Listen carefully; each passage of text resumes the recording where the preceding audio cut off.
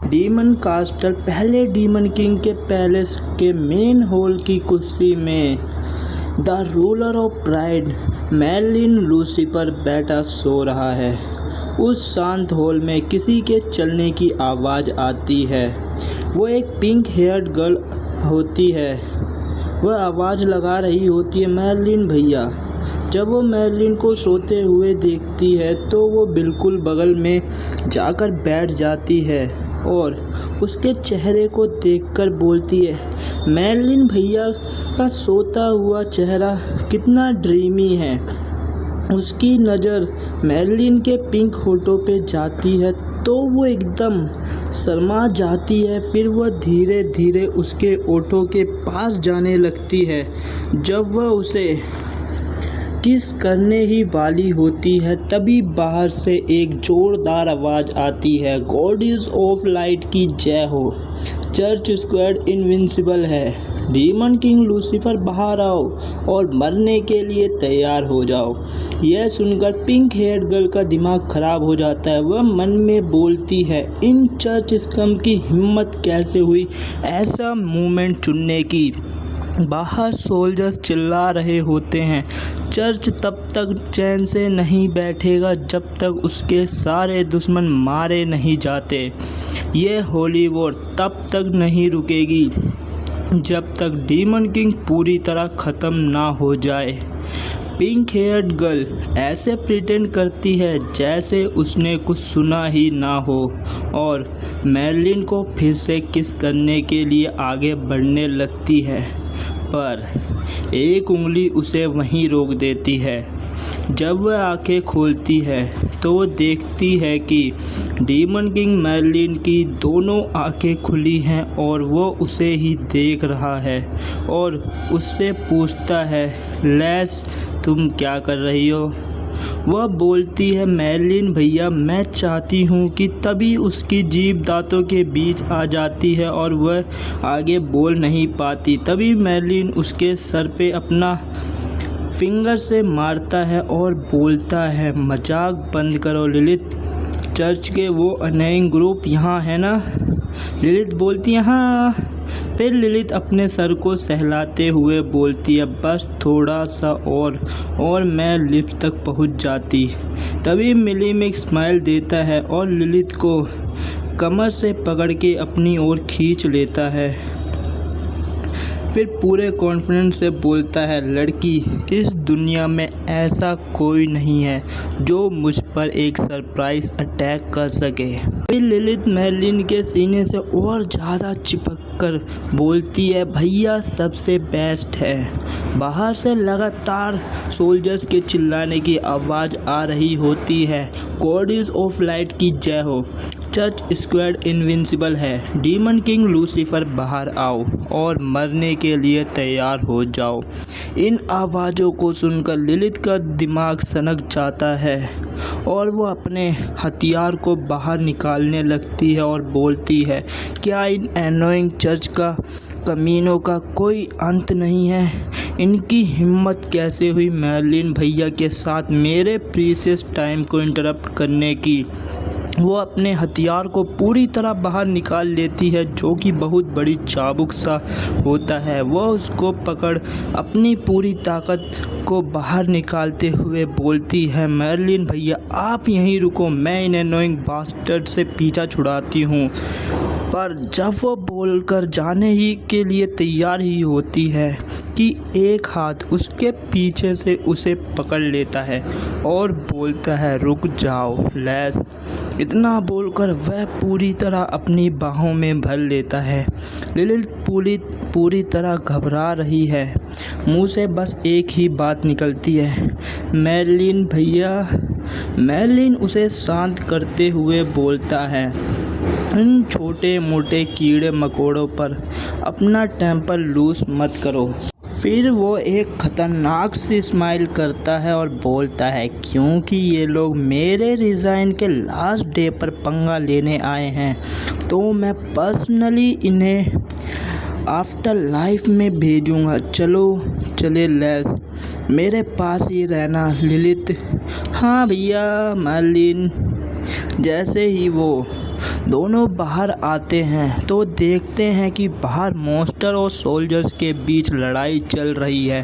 तभी मिलेन की नज़र एक लड़की पर जाती है जो एक गोलम जैसे मॉन्स्टर से लड़ रही है। ओह, तो ये इस जनरेशन की हीरो है। तभी वो हीरो एक खतरनाक सा हमला करती है और उस मॉन्स्टर को एक स्लाइस में 2 हिस्सों में काट देती है। पर मिलीम उसे हमले को देखकर कहता है ये तो बहुत वीक लग रही है। इन सभी बातों से अनजान अपनी हीरो उस डीमन को हराने के बाद अपनी तलवार को एक हाथ में पकड़े शान से खड़ी है। पीछे से सोल्जर्स की आवाज़ आती है, हीरो समा बहुत पावरफुल है, उन्हें उस जैसे मॉन्स्टर को एक सिंगल स्ट्राइक में ढेर कर दिया। कितनी कूल है हीरो समा के साथ बैटल करना पाना। हम बहुत वो अपनी बात पूरी भी नहीं कर पाते कि उनके पैरों के नीचे की ज़मीन कांपने लगती है। फिर एक जायंट वॉर्म मॉन्स्टर ज़मीन को फाड़ते हुए उनके पैर पीछे से निकलता है। जैसे ही वो दोनों उस मॉन्स्टर को देखते हैं वह दोनों जोर से कांपने लगते हैं। तभी पीछे से एक जोर की आवाज़ आती है, आइसी लेंस। और फिर हीरो अपनी तलवार से एक जोरदार हमला करती है उस मॉन्स्टर के ऊपर और उसे वहीं मार देती है। फिर उन दोनों की ओर मुड़कर एक स्माइल देते हुए बोलती है, बैटल से अपना फोकस मत खोना। वह दोनों सोल्जर्स रोते हुए बोलते हैं, ठीक है। आखिरकार एलिसा समा जितनी परफेक्ट लेडी कैसे हो सकती हैं। तभी एलिसा मॉन्स्टर की ओर देखकर जोर से चिल्लाती है, मैं एलिसा क्लॉडिया 233वीं हीरो हूँ। मैं डिक्लेयर करती हूँ कि मैं डीमन किंग लूसीफर थर्ड को हरा कर रहूँगी। हीरो की यह बात सुनकर सारे सोल्जर्स जोश से भर जाते हैं और मॉन्स्टर की ओर भागते हुए चिल्लाते हैं, हीरो समा के लिए। ये आवाज़ पूरे बैटलफील्ड में गूंज जाती है। दूर से देख रहा बिशप बोलता है, वैनगार्ड स्क्वाड के उन बेकार पीसेंट्स की हिम्मत कैसे हुई हीरो समा के रास्ते में रुकावट बनने की। बिशप को गुस्सा होते देख उसके बगल में खड़ा असिस्टेंट बोलता है, प्लीज़ शांत हो जाइए बिशप समा, ये पीसेंट तो बस वर्थलेस वैनगार्ड्स हैं। हमारे चर्च के एलाइट्स को तो अभी कॉम्बैट में उतारा भी नहीं है। यह तो बस कैनन फोडर हैं। चर्च आर्मी को तो बस तब विक्ट्री क्लेम करनी है जब वो सब मर जाएंगे। पर मुझे जिस बात की चिंता है वो ये है कि क्या हीरो समा सच में डीमन किंग को हरा पाएंगे। असिस्टेंट की बात सुनकर बिशप जोर जोर से हंसने लगता है। फिर बोलता है, चिंता करने की कोई ज़रूरत नहीं है। अगर हीरो समा लूसीफर थर्ड से हार भी जाती हैं तो भी हम नहीं हारेंगे। दूसरी तरफ बैटलफील्ड में एलिस देखती है कि वैनगार्ड स्क्वाड को मॉन्स्टर्स ने घेर लिया है। जैसे ही एलिस उसे बचाने जाने ही वाली होती है तभी एक बहुत बड़ी वेल जैसा मॉन्स्टर ऊपर आसमान में दिखता है। उसे देखकर बिशप चिल्लाता है, ये वो साइड वेपन है जिसे चर्च पिछले 100 सालों से तैयार कर रहा है। इसमें अनइमेजिनेबल पावर है। ये चर्च का ग्रेटेस्ट मास्टरपीस है। काउंटलेस लोगों की विजडम का क्रिस्टलाइजेशन। इस कॉन्टिनेंट का सबसे बड़ा, सबसे ब्यूटीफुल और सबसे फेयरसम वेपन। उस मॉन्स्टर को देखकर बैटलफील्ड पर पूरी तरह सन्नाटा छा जाता है। हीरो उसकी तरफ देखकर बोलती है कि यह किस तरह का हॉरिफाइंग मॉन्स्टर है। बिशप अपनी छड़ी को उठाता है और चिल्लाता है, यह इसकी मेडन बैटन है। चर्च के ग्रेटेस्ट मास्टरपीस की ताकत को अपनी खुद की बॉडी पर एक्सपीरियंस करो। तभी वह बड़ा बेल मॉन्स्टर अपना बड़ा सा मुंह खोलता है एक स्ट्राइक के लिए। बिशप चिल्लाता है, मर जाओ तुम गंदे स्कमी डीमंस। एलिसा उस हमले को देखकर शौक में बोलती है, क्या ये पागल हो गया है? अगर ये ब्लास्ट हिट हुआ तो वैनगार्ड स्क्वाड भी मर जाएगी। मैं उन्हें नहीं बचा पाऊंगी। तभी मेर्लिन उनकी तरफ देखता है और बोलता है, ये कितना गंदा है। उसके इतना बोलते ही एक जोरदार ब्लास्ट होता है। उसे देख बिशप चिल्लाता है, चर्च की ताकत के आगे Capo Lucifer third, goddess of light के नाम पर मैं तुम डीमंस को हेल की सज़ा सुनाता हूँ। बैटलफील्ड में उस हमले के बाद धीरे धीरे धूल हटने लगती है। एलिस अपनी तलवार के सहारे बैठी है, सीधा सामने की ओर देखती है तो उसने एक लड़का और एक पिंक हेयर्ड गर्ल खड़ी दिखती हैं। उन्हें देखकर वह पूरी तरह शॉक हो जाती है। तभी एक सोल्जर होश में आता है और बोलता है, क्या मैं मरा नहीं? उस सोल्जर्स की बात सुनकर मेर्लिन मुस्कुराते हुए बोलता है, बिल्कुल तुम मरे नहीं हो। फिर वो एक हाथ अपनी तलवार पे रखता है और बोलता है, सिर्फ मैं ही तय कर सकता हूँ कि कौन जिएगा और कौन मरेगा। एलिस उसे देखकर सोचती रह जाती है कि यह इंसान है कौन। तभी उस बैटलफील्ड पे मेर्लिन की आवाज़ गूंजती है, आओ लूसर्स, मेरे वेलकम के लिए तैयार हो जाओ। मैं डीमन किंग लूसीफर थर्ड आ चुका हूँ, जिसका तुम्हें इंतज़ार था। दूसरी तरफ उस हमले को पूरी तरह नाकाम होते देख बिशप गुस्से में अपनी छड़ी नीचे ज़मीन पे मारते हुए बोलता है, इम्पॉसिबल, यह इम्पॉसिबल है। एक ऐसा अटैक जो होली आर्कनरी से भी ज़्यादा पावरफुल था, वो ब्लॉक कैसे हो गया?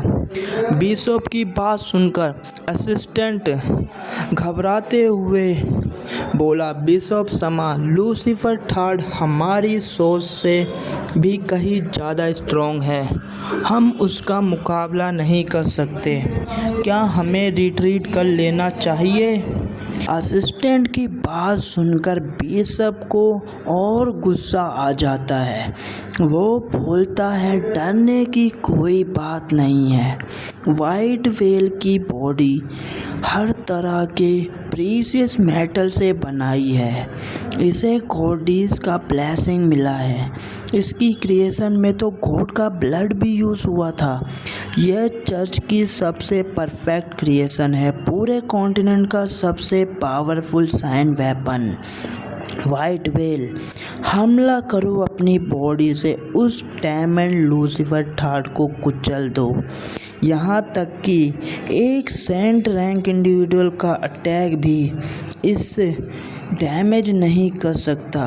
तो क्या हुआ अगर लूसीफर थर्ड ने वाइट वेल के लेज़र कैनन को ब्लॉक कर दिया? वो किसी भी हाल में वाइट वेल के बॉडी स्लैम झेल नहीं पाएगा। वहीं लूसीफर यह सारी बातें सुनकर अपनी तलवार को पकड़े एक मजाक उड़ाने वाली स्माइल करते हुए बोला कि ये कितना वीक है, लेकिन क्योंकि तुमने ये सब एक्सप्लेन करने के लिए इतनी मेहनत की है, तो मैं तुम पर एक फेवर करता हूँ और तुम्हारे एफर्ट्स को थोड़ा सा एक्नॉलेज कर देता हूँ। वेल, बस थोड़ा सा ही वैसे। वह मॉन्स्टर अपनी बड़ा सा मुंह खोलकर उसके करीब पहुंचने ही वाला था। तभी मेर्लिन उसके सामने निडर खड़ा होता है। फिर बोलता है, बस इतना ही काफ़ी है मेरे अपने ब्लेड अनसेटेड करने के लिए। फिर वो एक जंप लगाता है, अपनी ब्लेड को म्यान से निकालते हुए एक स्ट्राइक में उस मॉन्स्टर को 2 हिस्सों में काट देता है। उस मॉन्स्टर को 2 हिस्से में कटा देखकर सभी लोग पूरी तरह चौंक जाते हैं। फिर मेर्लिन अपनी तलवार को म्यान में वापस रखता है। लिलिथ पूरी तरह खुशी से चिल्लाती है, मेर्लिन भैया कितने ज़्यादा कूल हैं। वहीं एलिस पूरी तरह शौक और डर से बोलती है। वो बंदा लूसीफर एक स्माइल देता है, फिर बोलता है, अब तुम्हारी बारी है लूजर्स। जस्ट के जेंटलमैन, मैं Lucifer the first demon king के रूप में अपने नाम से मैं तुम्हें एक ग्लोरियस मौत दूंगा। लूसीफर की बात और उसके नज़र देखकर बिशप और असिस्टेंट डर से कांपते हुए बोलते हैं, हीरो समा हमें बचाओ, अगर आपने कुछ नहीं किया तो हम सब मर जाएंगे। उनकी बातें सुनकर डरी हुई एलिस मन में सोचती है कि वो सही कह रहे हैं। मैं हीरो हूँ, मुझे डीमन किंग को रोकना ही होगा। फिर वह अपनी तलवार को कसकर पकड़ती है और चिल्लाती है, डीमन किंग हीरो के रूप में मैं अपने नाम से मैं तुम्हें एक डुएल के लिए चैलेंज करती हूँ। जैसे ही एलिस लूसीफर के करीब पहुँचने ही वाली होती हैं, तभी लूसीफर अपनी पावर रिलीज़ करता है, जिससे एलिस पीछे उड़ने लगती है। तभी वह तलवार से एक स्ट्राइक वाली पोजीशन बनाता है और तलवार को म्यान से निकालते हुए एक जोरदार हमला करता है। बिना एलिस की ओर देखे वह हमला इतना खतरनाक होता है कि बिशप समेत पूरी आर्मी एक बार में गायब हो जाती है और एलिस उस हमले से बेहोश हो जाती है। तभी हमें पीछे की कुछ बातें बताई जाती हैं। मैं मेर्लिन लूसीफर, मैं एक अदर वर्ल्डर हूँ जिसे अल्टर के जरिए एक दूसरी दुनिया में सुमन किया गया था, पर क्योंकि वह पैदा ही एक हग अमाउंट ऑफ पावर के साथ हुआ था, वो फर्स्ट डीमन पैलेस का 3rd ओनर बना, जिसका टाइटल था द रूलर ऑफ प्राइड। लेकिन मेर्लिन कार्डियक एट्रोफी के कर्ज के साथ पैदा हुआ था। उसका लाइफ स्पैन छोटा होते जाता है क्योंकि वह अपनी ज़िंदगी के हर पल में हार्ट अटैक से सफ़र करता है। लेकिन हर मुश्किल का एक हल होता है। मेर्लिन के पास एक डीमन स्वॉर्ड है जिसे एट्रोनम कहते हैं। यह स्वॉर्ड अपने यूज़र की लाइफ फोर्स को ऑगमेंट करती है हर बार जब इसे पावरफुल एनिमीज़ को मारा जाता है। इसीलिए मेर्लिन इस स्वॉर्ड का यूज़ करके अपने कर्स का इफ़ेक्ट को टेम्परेरी कम कर पाया, और एनिमीज़ जितना स्ट्रॉन्ग होगा स्वॉर्ड की एबिलिटी के इफ़ेक्ट उतने ही ज़्यादा होंगे। इसीलिए मेर्लिन को उम्मीद थी कि एक दिन वह दुनिया के सबसे स्ट्रॉन्ग पर्सन से मिलेगा। उसका मानना है कि जिस पल वो दुनिया के सबसे स्ट्रॉन्ग पर्सन को हरा देगा उसका कर्ज दूर हो जाएगा, और इसीलिए डीमन किंग के रूप में उसके रिज़ाइन के आखिरी दिन मेर्लिन पूरे बैटलफील्ड में अकेला खड़ा है और ऊपर की तरफ पंछी को उड़ते हुए देखता है। फिर बोलता है कि आखिरकार सब खत्म हो गया। डीमन पैलेस में अब मेरी सर्विस की कोई ज़रूरत नहीं है। अब मेरे लिए भी बाहर की तरफ निकलने का वक्त हो गया है। एक बड़ी बैटल के बाद अब अलविदा कहने का वक्त आता है।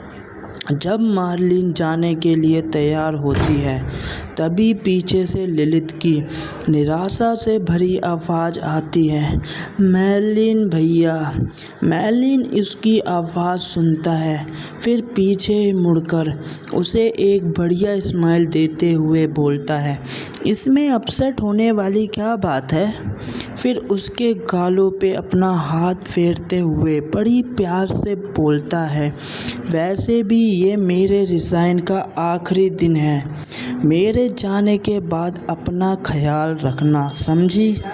लेकिन मार्लिन की बात सुनकर वो शॉक हो जाती है। फिर उसके हाथ को अपने दोनों हाथों से पकड़ लेती है और ज़ोर से कांपने लगती है।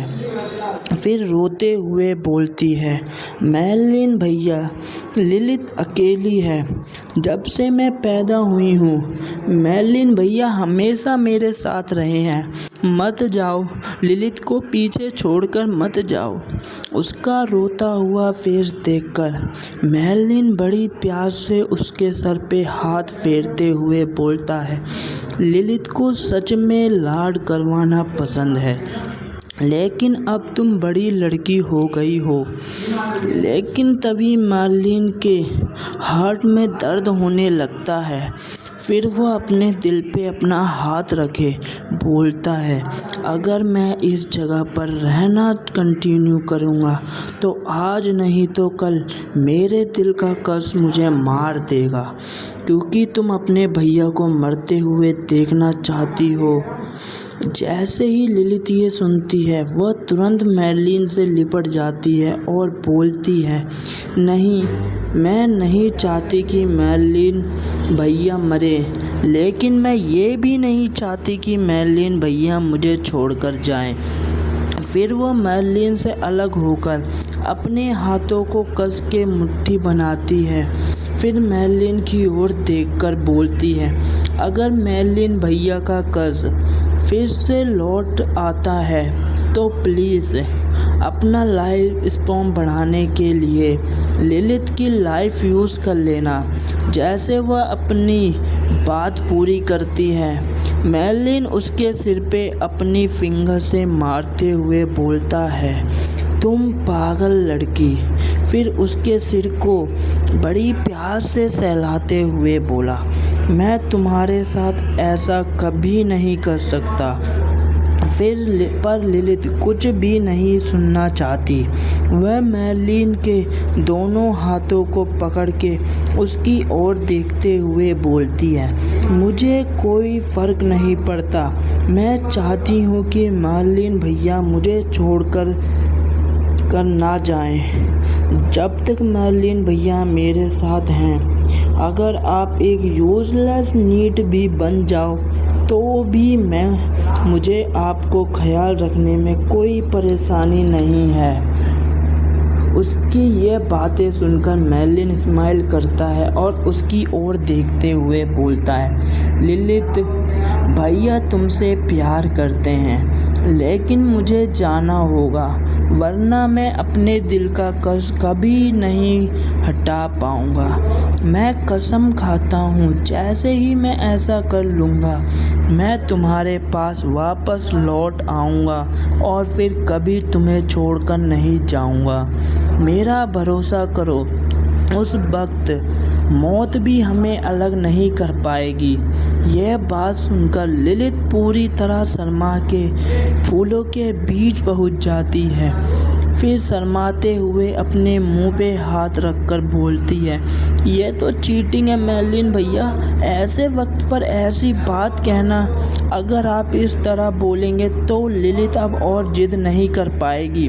लेकिन मार्लिन भैया, आपके जाने से पहले लिलित आपको एक एडवाइस देना चाहती है। एडवाइस वाली बात सुनकर मार्लिन सोच में पड़ जाता है।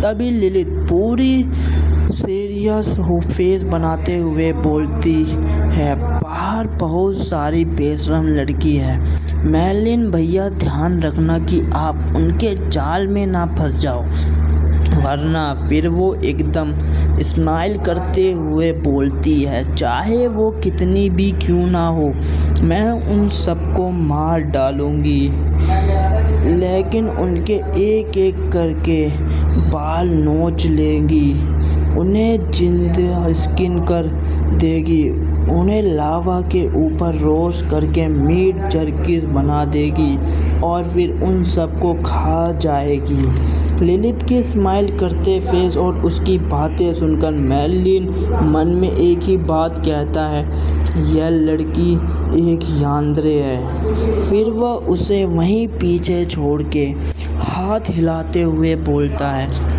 ओके, लेट हो रहा है लिलित, मैं अब निकलता हूँ। पर वो कुछ ही कदम आगे बढ़ा होता है, तभी उसकी नज़र सोते हुए एलिस पे जाती है, जो सोते हुए भी बोल रही होती है, मैं अब और नहीं खा सकती। उसे सोते हुए और बड़बड़ाते देख मेरलिन बोलता है, नॉकआउट होने के बाद ये औरत सच में सीधा सो गई। ओह वेल, जाने दो इसे। ये बोलते बोलते मेरलिन एलिस को उठा लेता है। जब लिलित मेरलिन को एलिस को उठाते हुए देखती है, पहले तो शौक में उसके ऊपर बिजली गिरती है और फिर वह गुस्से में बोलती है, आप क्या कर रहे हो मेरलिन भैया? आप उस औरत को अपने साथ बाहर क्यों ले जा रहे हो? क्या ऐसा हो सकता है कि वह बेशरम लड़कियां इतनी जल्दी भी आ गईं? वहीं मेरलिन पूरी तरह से डरते हुए एक्सप्लेन करता है, रुको रुको, ये एक मिसअंडरस्टैंडिंग है। लिलित मेरे लिए एक औरत सिर्फ एक स्लेव है और कुछ नहीं। फिर वो ऊपर आसमान की ओर देखते हुए बोलता है, मैं बाहर की दुनिया के बारे में बहुत कम जानता हूँ। चाहे कुछ भी हो जाए, अपनी जर्नी में एक गुफिर की ज़रूरत तो पड़ेगी ही। हालांकि यह औरत एक हीरो के हिसाब से थोड़ी ज़्यादा ही वीक है, लेकिन इसका स्टैमिना और विल पावर कुछ हद तक डिसेंट है। इसे अपने साथ रखना काफ़ी यूज़फुल टूल साबित होगा। तभी लिलित मुंह फुलाकर शर्माते हुए बोली, वह एक हीरो है मेरलिन भैया को तो उल्टा उसे मार देना चाहिए। मेरलिन लिलित की बात सुनकर थोड़ा गुस्सा होता है, फिर उसकी ओर देखकर बोलता है, कोई बात नहीं, एक बार आज का सूरज डूब गया तो मैं अब और डीमन किंग नहीं रहूँगा। जैसे ही लिलित कुछ और बोलने वाली होती है, तभी मेरलिन बीच में बोलता है, चलो बस इतना ही, फिर मिलते हैं लिलित, तुम बिल्कुल बेफिक्र रहो। वैसे भी मैं कभी किसी हीरो के प्यार में नहीं पड़ूंगा। फिर धीरे धीरे वह वहाँ से गायब हो जाता है, अपने सीने पे हाथ रखकर थोड़ी टेंशन के साथ बोलती है, मेरलिन भैया। तभी वह अपने सिर को जोर से हिलाती है और शर्माते हुए बोलती है, नहीं लिलित, ये डिप्रेस होने का वक्त नहीं है। अगली बार जब मैं मेरलिन भैया से मिलूंगी तो वो हमारे प्रॉमिस पूरा करने का वक्त होगा। तभी वह मेरलिन की कही हुई बात को याद करती है, मेरा भरोसा करो, उस वक्त मौत भी हमें अलग नहीं कर पाएगी। यह सोचकर वह उसके गले गाल पूरी तरह लाल हो जाते हैं और वह अपने हाथों से गालों को पकड़कर सोचती है, क्या ये तो पक्का एक कॉन्फेशन था, है ना? ओ मेरलिन भैया, आपको जाने से पहले ऐसी बात कहने की क्या ज़रूरत थी? अब तो मैं हमारी अगली मुलाकात का और इंतज़ार नहीं कर सकती। यह बात सोचकर वह पूरी तरह जोश से भर जाती है। फिर बोलती है, मुझे मेर्लिन भैया को डिसअपॉइंट नहीं करना है। मेर्लिन भैया के वापस आने से पहले मैं अपनी ब्राइडल ट्रेनिंग पूरी कर लूँगी। मैं एक आदर्श पत्नी बनकर उनका दिल जीत लूँगी। वहीं दूसरी तरफ पेड़ हिल रहे हैं, हवा चल रही है। मेर्लिन एलिस को अपनी पीठ पे उठाए हुए अकेले इस सुनसान जंगल पे चल रहा है। पेड़ हिल रहे हैं, हवा चल रही है। मेर्लिन एलिस को अपनी पीठ पे उठाए हुए अकेले इस सुनसान जंगल पे चल रहा है। वहीं एलिस उसकी पीठ पे लेटे हुए सोचती है, क्या मैं हार गई? फिर वह पहले की बातें याद करती है कि जब से मैंने माउंटेन्स छोड़े तब से एक के बाद एक चीज़ें हुई जा रही हैं। फिर तुम्हें चर्च के फ्लैशबैक दिखते हैं जहां बिशप और असिस्टेंट एलिस को बोल रहे होते हैं, हीरो समा अब सब कुछ आपके ही भरोसे है। फिर वह मन में बोलती है, मैं उन चर्च के कमीनों की झूठी तारीफ़ों और मक्खन लगाने वाली बातों में इतनी आसानी से आ गई, पर डीमन किंग को हराना वो तो बस मेरी ख्याली सोच थी। पर जब उसने मेर्लिन को एक स्ट्राइक में वेल मॉन्स्टर को मारते हुए देखा, तब उसे पता चला कि हम दोनों का तो कोई मुकाबला था ही नहीं। फिर वह अपने मास्टर की कही हुई बातें याद करती है, जब मास्टर ने उसे बोला था, एलिस तुम्हारी कल्टीवेशन में अभी भी कमी है। तभी एलिस की मन में आवाज़ आती है, मेरे मास्टर सही कह रहे थे कि इन माउंटेन्स के बाहर बहुत सारे ताकतवर लोग घूमते हैं। तुम्हारे करंट लेवल के किसी इंसान को अनगिनत मुश्किलों का सामना करना पड़ेगा। फिर से एलिस के मन में एक बात आती है, मेरी कल्टीवेशन में सच में कमी है। जब एलिस ये सारी बातें सोच रही होती है, तभी वह मेर्लिन की पीठ में बैठी सो रही होती है। तभी मेर्लिन उस जंगल से बाहर निकल गया होता है। जैसे ही वह सामने की तरफ देखता है, वो शॉक हो जाता है, क्योंकि वो बीच के पास एक जहाज होता है जो पहले से ही तबाह हो चुका होता है। उसे देखने के बाद मेर्लिन एलिस को एक पेड़ के सहारे लिटा देता है। फिर सामने की ओर देखते हुए बोलता है कि मुझे अब एक और नई जहाज के बारे में सोचना होगा। फिर वह एलिस को वहीं पेड़ के सहारे छोड़कर आगे चला जाता है। वहीं अपनी एलिस मस्त पेड़ के सहारे सो रही होती है।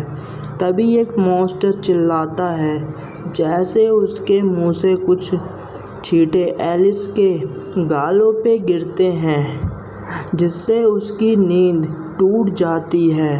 फिर धीरे धीरे अपनी आंखें खोलती है और जैसे ही सामने खड़ा मॉन्स्टर को देखती है, जो बिल्कुल उसके सामने खड़ा है, तो वह पूरी तरह डर जाती है और अपनी जगह से तुरंत भागने लगती है।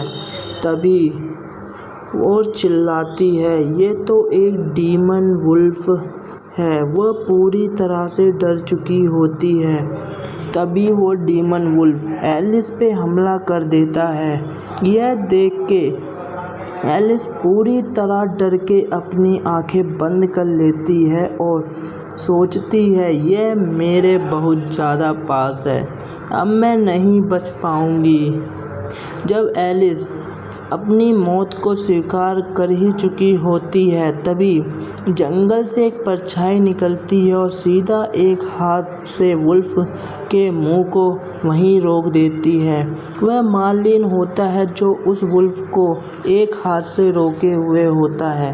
फिर उस वुल्फ को एक स्माइल देते हुए बोलता है, नीचे बैठ जा बॉय। इतना बोलते ही मार्लिन उसके मुंह को ज़मीन से चिपका देता है, पर मॉन्स्टर अभी भी मार्लिन को देखकर घुर्रा रहा होता है। तभी मार्लिन उसे देखकर बोलता है, ये औरत मेरी पोजीशन है तो तुम इसे नहीं खा सकते, समझ आया?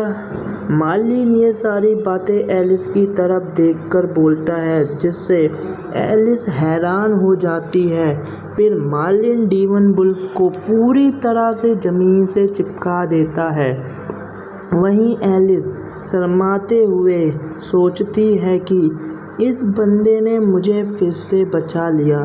जब वो ये बातें सोच रही होती है, तभी उसे एहसास होता है कि उसकी दिल की धड़कन बहुत तेज़ी हो गई है। फिर वह मार्लिन की तरफ देखती है, जो उस डीमन वुल्फ को सहला रहा होता है। जैसे ही वो वुल्फ उसे चाटता है तो उसके मुंह पे एक ऐसी स्माइल आती है, जिसे देखकर एलिस सोचती है उसके चेहरे पर ये चमकती हुई स्माइल किसी विलेन जैसी नहीं लगती। तभी वह अपने सर को जोर से हिलाते हुए बोलती है, नहीं नहीं, वह डीमन किंग है। भले ही उसने मेरी जान बचाई हो, पर पक्का उसका कोई और छुपा हुआ मकसद ज़रूर होगा। जब एलिस अपने आप को समझा ही रही होती है, तभी वो डीमन वुल्फ वापस जंगल में जाने लगता है और मार्लिन उसे हाथ हिलाते हुए बाय कह रहा होता है। तब तक एलिस पीछे से अपने आइस स्वॉर्ड को क्रिएट करते हुए बोलती है, कमीने, क्या चाहिए तुम्हें? तभी मार्लिन एलिस की तरफ काफ़ी क्रीपी फेस बनाते हुए देखता है, फिर बोलता है, मुझे क्या चाहिए? तुम्हें क्या लगता है कि मुझे तुम जैसी औरत से क्या चाहिए होगा? तभी मार्लिन एक स्माइल के साथ बोलता है, मैं मार्लिन लूसीफर, फर्स्ट पैलेस का पिछले demon king, ruler of pride. यह सारी बातें सुनकर एलिस घबरा जाती है और मन में सोचती है, कहीं ऐसा तो नहीं कि वो मेरे क्यूट लुक्स पर फिदा हो गया है और अब वो मेरे साथ बदतमीज़ी करना चाहता है। पर जैसे ही उसके मन में ऐसे ख्याल आते हैं, वह तेज़ी से अपनी आइस स्वॉर्ड बनाती है और बोलती है, मैं उसे ऐसा बिल्कुल नहीं करने दूंगी। फिर वह मार्लिन की तरफ बढ़ती है। तभी मार्लिन आराम से खड़ा होकर बोलता है, मैं ये ऐलान करता हूँ। पर मार्लिन अपनी बात पूरी भी नहीं कर पाता। उससे पहले ही एलिस तेज़ी से हवा का चीरते हुए उसके तलवार मार्लिन के सीधा दिल के ओर बढ़ती है। पर जैसे ही वो तलवार मार्लिन के दिल को छूने ही वाली होती, उससे पहले ही मार्लिन उसे अपनी दोनों उंगलियों से वहीं हवा में रोक देता है। यह देखकर एलिस शॉक हो जाती है। तभी मार्लिन अपने हाथों से उसकी गर्दन और चिन को पकड़ता है और बोलता है, प्रीटी लेडी। फिर उसके चिन से उसके सर को ऊपर की तरफ उठाता है और उसकी आँखों में देखते हुए बोलता है, इसी पल से तुम्हारा जिस्म मेरा है। उसकी यह बातें सुनकर एलिस का दिल जोरों से धड़क रहा होता है। उसके हाथों को अपने चिन पे महसूस करके उसकी दोनों आंखें बंद और चेहरा लाल हो चुका होता है। तभी वह एकदम से होश में आती है, फिर उसके हाथ को झटके से हटा देती है। फिर अपने दोनों हाथों से अपने सीने को कवर करते हुए बोलती है, मुझे जलील करने की कोशिश भी मत करना डीमन लॉर्ड। मैं एलिस द हीरो तुम जैसे किसी इविल बीइंग के सामने कभी अपना सिर नहीं झुकाऊंगी।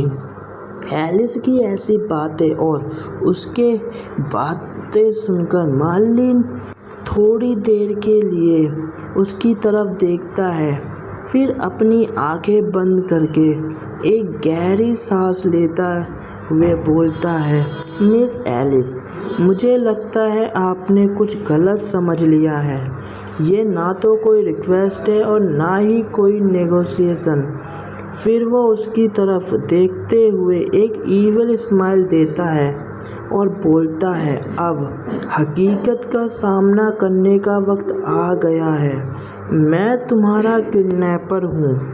यह बोलते बोलते वह धीरे धीरे उसकी तरफ बढ़ने लगता है। दूसरी तरफ एलिस पीछे हटने लगती है और वो सीधा पेड़ से जाकर चिपक जाती है। तभी एक हाथ उसके चेहरे के बिल्कुल बगल में रखकर उसके बिल्कुल करीब आकर उसकी आंखों में देखते हुए बोलता है, प्रीटी लेडी, तुम पहले से ही मेरी कैदी हो, सो मैं उम्मीद करता हूँ कि तुम यह बात अच्छी तरह समझती हो। फिर वह उसके और ज़्यादा करीब आते हुए बोलता है कि यह तुम समझती होगी कि मैं एक्चुअली एक बहुत ही जेंटलमैन बंदा हूँ। उसके चेहरे को इतनी करीब से देखकर एलिस के गाल पूरी तरह लाल हो जाते हैं और वह कुछ नहीं बोल पाती। इसीलिए तुरंत वह दूसरी तरफ देखने लगती है। फिर बोलती है, तो तुम चाहते हो कि मैं रेसिस्ट करना बंद कर दूं और तुम्हारे आगे सबमिट कर दूं? तो क्या तुम साफ साफ बोल सकते हो कि तुम मुझसे क्या करवाना चाहते हो? उसको ऐसे शर्माते देख मार्लिन सिंपल फेस बनाते हुए बोलता है, क्यों नहीं, तो फिर मैं तुम्हें एक प्रीव्यू दे देता हूँ। इतना बोलते ही मार्लिन फिर से उसके चेहरे के बिल्कुल पास जाकर एकदम ठरकी आवाज़ में बोलता है, बस कुछ ही देर में मैं तुम्हारी इस बॉडी से कुछ बहुत ही अनरीजनेबल।